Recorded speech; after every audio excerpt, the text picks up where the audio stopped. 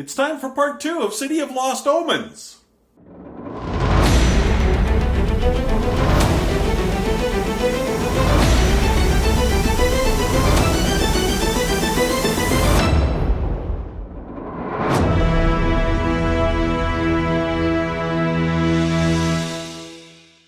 Welcome back to another episode of the GameSmith's unboxing videos. We're going to continue with our previous series, so let's just head to the table, shall we?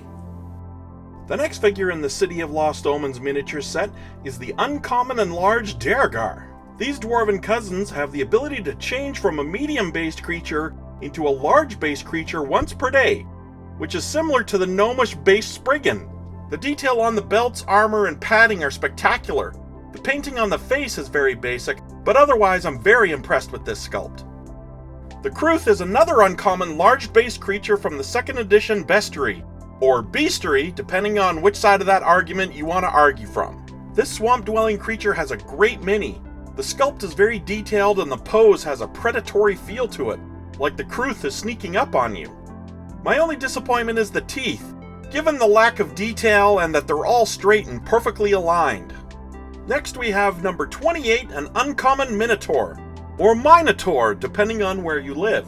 I have a lot to say about the MINOTAUR, such as there's 6 different ways to pronounce the name in English, depending on your regional dialect. Also, there have already been 5 different MINOTAUR sculpts released in the various Pathfinder battle sets, so why did we need another one? I'll spare you the rant on the subject, but if you're interested, the MINOTAUR miniature will be the subject of my August 2020 blog, which you can read at our website at TheGameSmith.org. About this specific mini, I will say that its bullish appearance is well sculpted, with plenty of detail in the weapons, face, hair, and muscles. If you like Minotaurs, this large base mini is definitely for you. Our next uncommon miniature is the PINACOSAURUS, and we absolutely need more dinosaur miniatures. This sculpt is very thorough, and the spiky armor is texturized with a great amount of detail. I'm such a fan of dinosaurs, and this is among the best that Pathfinder Battles has released. I would absolutely appreciate more dinosaur species in different sizes for my table. Okay, I have to admit, when I saw this large miniature, I was immediately transported back to my childhood when I watched the Filmation Aquaman animated series. The Wave Rider is an aquatic cavalry unit from ABSALOM that is an uncommon rarity on a large base. I very much like this miniature, and I think the sculpt on the hippocampus and the rider's armor are fabulous. My only complaint is that the eyes on the hippocampus look like a claymation character from the 1960s. Well, that and I only managed to receive 1 in 32 booster boxes. Next is the Zombie Brute, which is an uncommon miniature that stands on a large base. This undead was created as a Pathfinder 2nd edition monster, but it could easily be adapted to 1st edition or any other fantasy game. The sculpt is gruesome and has a lot of detail in the wounds, but the painting of the eyes is, well, very disappointing. We have another pair of uncommon miniatures in the large base CENTAUR OUTRIDER that are numbered as 32A and 32B. You may remember that I find it quite irksome that the Pathfinder's Battles is using the exact same sculpt for 2 different miniatures. However, I'm not really bothered by it in this case. First, the sculpt is amazing. The features on the barding and the saddlebags is outstanding. The armor is detailed and looks battle-worn, and I think the sword and shield look terrific too. My only complaint is the painting on the face and the lack of detail on the horse body itself. This is the 32B variant of the large base CENTAUR Outrider.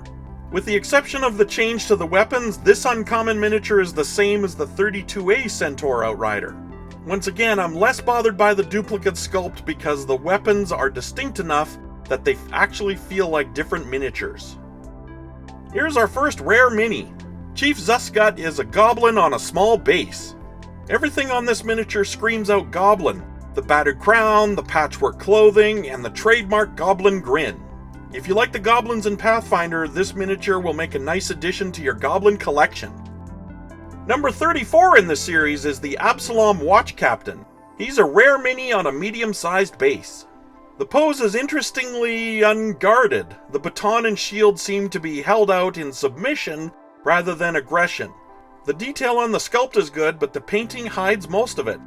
The faces and the edges are ragged, and the miniature's lack of a neck is distracting. Here we have a rare miniature of ARODEN, the patron god of humanity.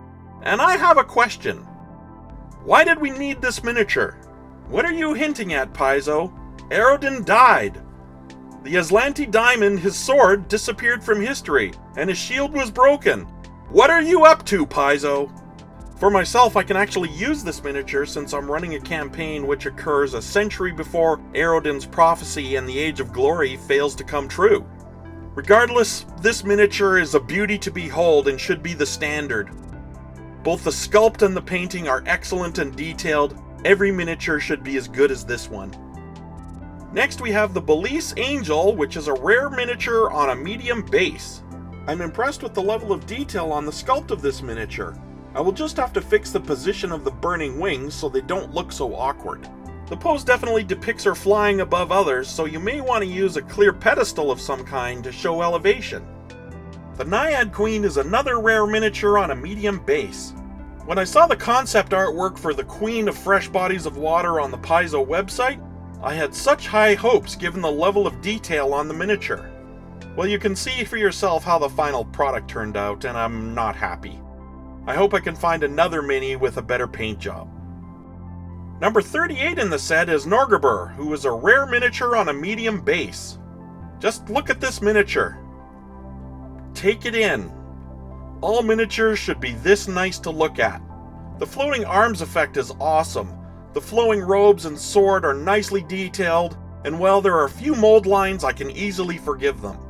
This miniature can make an appearance as the Ascended God himself, or an illusion of the God of Thieves, or within the Thieves Guild Premium set that we're going to be looking at in our next unboxing video. The Thief Guildmaster has a rare appearance rate and definitely has the potential as a mini for use as a PC. The colors on this are flashy and decently painted, even though some of the detail on the sculpt was covered up by the paint job. Even the face on this mini is painted well and reveals a conspiratorial grin or a half smile. Next we have the rare ZUSGUT Chief. My favorite features on this medium-based mini are the axe and the pose. However, the mold lines and the join lines are quite distracting, but the miniature still has a decent sculpt. Now we have the Stuff of Nightmares. This is the GOGITETH, and it's a rare mini on a large base. This creature is new to Pathfinder 2nd Edition, and the fact the sculpt is detailed only lends itself to how creepy this miniature really is. With the exception of the mouths on the multiple eyeless heads, the painting of this miniature is top-notch. My only complaint is that I only have one of these, and I'm definitely going to need at least one more to haunt the dreams of my players.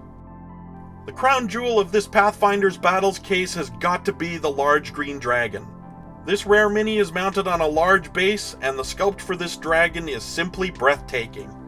My only exception on this sculpt is the joining lines, but at arm's length on the game table, they're barely even noticeable. The large green dragon is the recipient of our Best in Box award. Make sure to get this miniature from the City of Lost Omens set. The next rare mini is also on a large base and is new to the Pathfinder 2nd Edition, the OFFALTH. This mini is easily a close runner-up for our Best in Box award. The sculpt is highly detailed, the clothing, the weapons, and the shields are clearly visible, and is unmistakably composed of plant matter. In fact, I would go so far as to use this miniature for a shambler or a shambling mound on my table.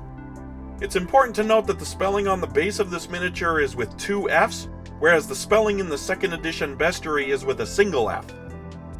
Our final numbered mini is the SKINSTITCH, and it definitely puts the lotion in the basket level creepy.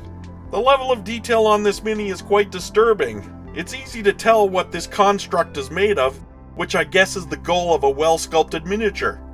This large based and rare mini is in the Pathfinder 1st Edition Bestiary 4. The final 6 miniatures in the City of Lost Omens set are dungeon accessories. There are a wide assortment of miniatures that could easily be used for all manner of dungeon dressing, so let's take a look at each in turn in alphabetical order. In terms of their appearance frequency, all of these accessories are rare, and they're either baseless, medium, or large base miniatures. The first is the Armageddon Orb, which is a baseless mini found in the 2nd edition Pathfinder Core rulebook. I thought this mini could be used as some kind of scrying tool like a crystal ball, or a water weird based on blood instead of water. The origin and function of the actual Armageddon orb is much more dangerous. The statue of ARODEN is a baseless miniature that looks like an ancient statue of the dead god. This mini is great dressing in a temple of ARODEN, or useful as some poor soul who was turned to stone. The Darkside mirror is without a base and is considered to be a medium miniature.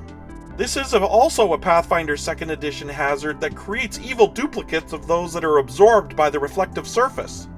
I like the scroll work along the outside edge of the mirror, though mine tends to tip over quite easily, so I will likely mount it on a medium base. Now we have the why would Paizo include this as an accessory miniature? The fabled Starstone, which is responsible for so much lore on Golarion and is widely known to be a shortcut to godhood. If I set this miniature on my table, my players would never forgive me at the moral quandary I just catapulted them into. Even if I told them, it's just a replica, go ahead, touch it. The miniature itself is wonderfully sculpted and painted with a metallic shimmer. I could look at this all day. The large base on this swinging scythe blade is transparent, so GMs can use it on existing maps, dungeon tiles, and the like.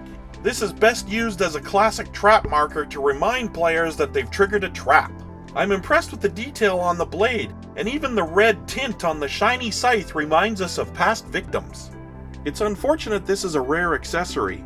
It would be nice to have a long hallway with 4 or 5 of this miniature in it.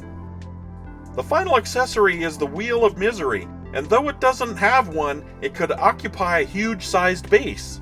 This hazard is from 2nd edition Pathfinder, and it's a multifunctional trap.